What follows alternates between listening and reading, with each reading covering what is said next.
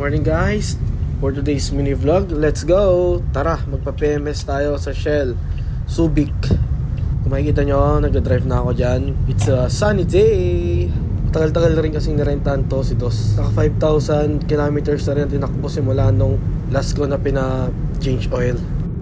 Guys, tara, samahan nyo ako mag-change oil ngayong araw.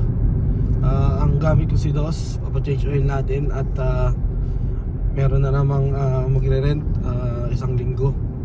Kailangan natin tong ipa-PMS para condition na siya kahit sa long drive.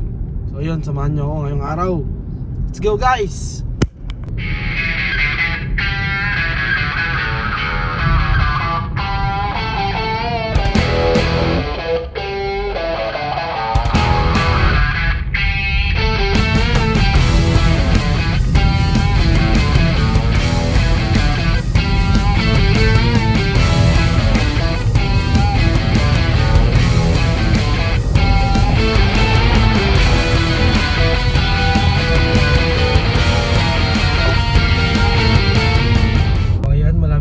Tayo dito sa Shell.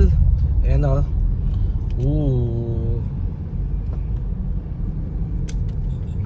Kaso traffic. Ayan, pangalawang beses ko nagpa-change oil dito sa Shell Subic. Galamitan kasi ganyan. Doon ako sa Olongapo. Pero dahil mas malapit to, dito lang tayo sa Subic kaysa lalay pa tayo. So ayan, pasok na tayo.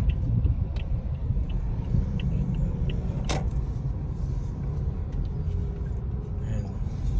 Sige, punta na tayo sa loob. Park muna tayo dito.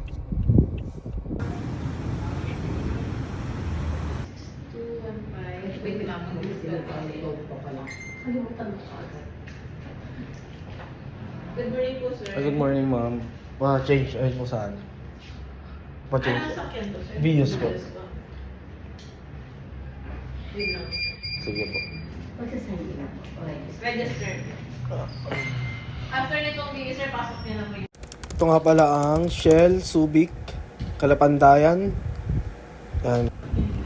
Tamang hintay lang tayo dyan at ang dami pa nakapila. Guys, nakakaburin pala pag iisa lang talaga. Pero okay lang. Yun o, next na pala si Dos. Ayan, change oil pala. Hindi pala change oil. Okay rin naman ang service nila dito. Kompleto rin naman. Ang kinagandahan lang kasi, mas malapit lang sa amin. 30 minutes drive. Medyo traffic lang, pero okay na. So ayun guys, tapos tayo nagpa-PMS ngayong araw. So ready for long drive. Uwi na rin ako. So let's go guys. Thank you. Matagalan lang tayo konti kasi ang dami nagpapagawa, dami nagpa-PMS rin ngayong araw. Ayan. So kung gusto nyo magpa-PMS rin kayo doon sa Shell Subic kasi mas malapit lang kung tutuusin. Yun lang. Tsaka may points sila, 10% ba? Parang ganun. Yung kumbaga yung 3,000 may 300 na pwede mo i-redeem sa gas. Yan. Kaya maganda doon. So yun lang. And ingat sa ating lahat. So ang inabail ko pala na langis is yung pang 5,000 kilometer. Para sa akin lang, parang mas maganda yun para na monitor mo yung tinakbo ng sasakyan mo. Kasi pag yung fully synthetic, para lang sa akin parang matagal masyado. Ayun lang. So next change oil natin is 40,000 kilometer. Alright.